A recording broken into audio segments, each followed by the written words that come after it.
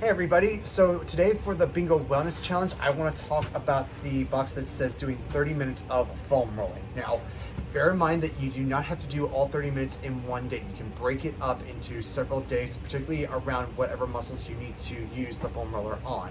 Now, the foam roller is one of the most affordable and greatest tools that you can actually use in your own self-care at home, but also for preparation for your workouts as well as in between your workouts. Because this really helps you get really deep into the fascia, which is the wrapping around your muscles, to help loosen it up and to release a lot of tight muscle tension that could be building up in your body, whether it's from posture that you're holding throughout the day, or habits that have built up to the muscle tightness to be more chronic, or just the way you're carrying yourself, or the way that you naturally move your body through specific exercises and movements. Now, it doesn't quite replace the touch and connection that you get from a massage therapist, but it's definitely a great tool to have at your disposal, especially around your warm-ups as well as your cool downs for your workouts. So what I'm going to do with my foam roller is I'm going to give you a few examples of how you can use it to hit many of the muscles throughout your entire body. So I'm essentially going to give you a full body foam rolling session here. I'm only going to do one side though, so that way you see what I do on the foam roller on one side. You can do just the same on the other side, so that way we can go through this a little bit quicker.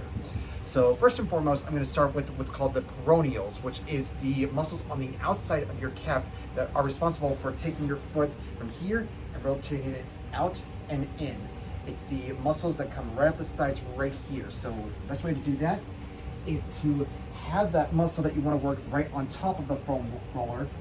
Set yourself up using your arms and your hips, so that way the muscle's going to be right on top. Now your top leg, the leg that's not going to be touching the foam roller, you can have that either in front of your leg or behind you, whatever gives you the most stability. Because what you're going to do is push into the floor with your hands, lift your hips up, and put a little bit of pressure right there on top of the peroneals on the side, so that we can get the foam roller right on there. And the great thing about the foam roller is you control how much pressure you put on that muscle.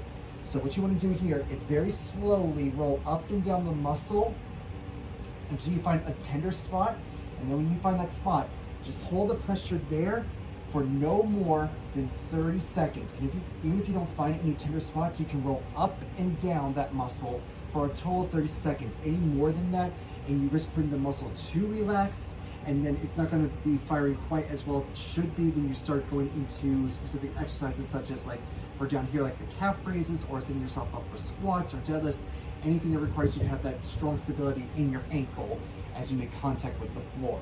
Okay, so first up right there we have the peroneals. Next one is just the calf muscle itself, the gastrocnemius. So you just roll over onto your sides. So now you can start on your butt, hands right by your sides, other foot can be right on the floor, just lifting your hips right up so you put more pressure on top of that calf muscle, and rolling that foam roller up and down all the way to the back of your knee, because that's as far up as the gastroc goes. You want to go all over the entirety of the entire muscle itself, not just where the muscle is the thickest, but up and down the entirety of the muscle itself to find any tender areas. Okay? So that's the gastroc right there, the calf muscle, and then just roll it right up just above the back of the knee. So you don't want to be right on top of the back of the knee, because that's a very crucial joint area, especially a very crucial area for a specific tendon and blood vessel. So you want to avoid that. Come just above the back of the knee. So this way we come right up into our hamstrings. And if you rotate a little bit towards the outside, you get the biceps femoris muscle. So you can roll up and down that side, and then you can roll towards the inside to get your semi-tendons, your semimembranosus and your semitendinosus. So it's okay if you don't know what exactly those are, but those are two of the hamstrings. Hamstrings have three muscles: the biceps on the outside, the semis on the inside. And you can roll each of those, rolling side to side. Again, rolling up the entirety of the muscle itself. All right, so after that, you just roll over, because then we're going to hit the quads right here. So the quads, you want to start just above your kneecap. Set yourself up. I'm going to keep this leg out to the outside, coming forward, lifting up. Now I got pressure right there on top of that quad muscle. Actually, I'm going to switch over this leg so you guys can see this. And And just rolling that up and down. Up and down, right on the quad, and rolling in and rolling out changes the exact spot on the quads where you're hitting that. And you can take this and come all the way up to right at the top of your quads, which is where you're going to hit the one muscle called your rectus femoris, or rec fem for short. This is a really important muscle when it comes to your hip flexing. So if you tend to like sit in a chair all day, or you're driving all day, chances are this muscle is going to be a little tense because you've flexed your hip for so many hours. So you want to foam roll that muscle to loosen it up a little bit more, okay? And then we can go right into the adductor muscles right here on the inside. So for that, I recommend having the foam roller perpendicular to you, have your leg out to the side, the other leg straight down so you have support, starting just above the knee, lifting yourself up, and then rolling it in. Finding that spot right along your adductors on the inside where you might be feeling any tension or tender spots, all the way up.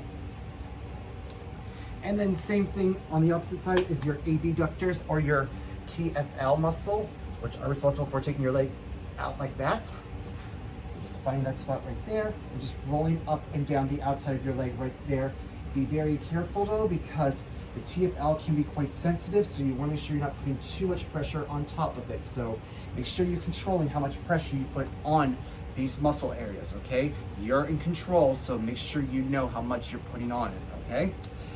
So after that, we just move right up to the upper body and work the lats. Now for the lats, I don't necessarily recommend right down here where there's no ribs right here, because what this can do is can really press into your spine a little bit more. And if you have the foam roller like right here, like up against your obliques right here, this can actually create more problems than benefits. So to hit your lats right here, you actually want to bring the foam roller up a little bit higher and have it just underneath your armpit area, because this is where your lats come all the way up to. Your lats do come all the way up to essentially right behind your shoulders. So if you have it right up here on top, just underneath your armpit, and having one leg in front, then just lifting yourself up right here and rolling yourself a little bit forward, now you can feel the sensation of the foam roller going all the way down your back, because that's on top of the thinnest part of your lats, which is right up here at the top, right behind your shoulder. So if you have it up here, then you can just foam roll right here to really loosen up and force your, not force, but encourage your lats to just release and let go and let them get loose. And it's important to have your lats loose and relax, especially when it comes to something like an overhead squat, because if your lats are too tight, then your hips are going to flare out and your low back is going to arch. So you want to make sure they're not too tight, right? Just rolling them right here. Then we just go up to the thoracic spine, which is the portion of the spine right behind the ribs. Now this one you can have right on your back. So you can just lay right back, have it right on the base of your ribs right there. You can have your hands just crossed in your chest right here. They can also be out. I just like them crossed over my chest so that way my hands are not flailing everywhere. Feet flat, lift those hips up, and then roll that foam roller up and down. Just getting into your traps, your rhomboids, all the way up to the base of your neck. I do not recommend taking it up to your neck, because that's very small muscle area. It's really easy for the foam roller to hit straight onto the bone. But right here, up to the top of the shoulders, base of the neck, and then down to the bottom of the ribs, that is okay for you to roll directly on with the foam roller. And then last, your pecs. So you can hit the pecs a little bit with your foam roller as well. So for that, I recommend having the foam roller at an angle, so it's roughly a 45-degree angle on the floor, arm out, and then just bringing the inside of your shoulder right up here on the inside of your pec right here, right on top of that foam roller, and just lightly lifting up and then rolling in and out to get a little bit of foam rolling right there. Oh, let me scoot back a little bit. So in and out right on top of there to get right on top of the pec muscle. And the reason why you want to have the foam roller at an angle for your pecs is because your pec muscles, the way that they're anatomically designed, is more like a fan shape instead of a square. So it's not just a square right here.